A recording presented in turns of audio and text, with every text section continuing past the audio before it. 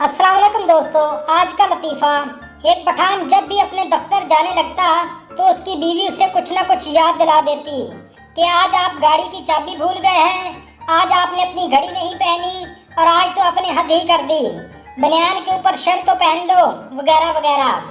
पठान अपने दोस्त से कहता, यार मुझे बहुत शर्मिंदगी महसूस होती है जब मैं कुछ भूल जाता हूँ और मुझे ऐसा लगता है कि मेरी बीवी मुझे अकल से पैदल समझती है। पठान ने एक रात सोने से पहले अपने साथ ले जाने वाली हर एक चीज की लिस्ट बनाई और फिर सब चीजों को अपने बैग में डालकर सो गया। सुबह हुई तो हस्बे मामूल वो उठा और उसकी बीवी ने उसे नाश्ता बनाकर पेश किया और फिर वो अपना बैग उठाकर कार में अभी बैठा ही था कि दरवाजे पर बेगम नमोदार हुई और उसने अपने सर को हिलाते हुए अपने शोहर की तरफ देखा तो पठान बोला कि बस बहुत हो गया, आज मैं कुछ नहीं भूला और तुम्हारी उन सब याद दहानियों का बहुत बहुत शुक्रिया।